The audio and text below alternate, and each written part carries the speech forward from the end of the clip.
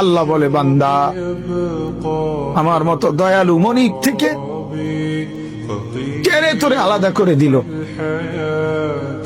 মা গাররাকা, আরে বান্দা আমার থেকে কেন আলাদা হলি? আমি কি অপরাধ করেছি? সারাদিন আসমানে আলো দিয়ে আমি অন্যায় করছি, আজ আবার রাতের বেলা ঘুমের পরিবেশের জন্য অন্ধকার করে দিয়ে আমি অপরাধ করছি।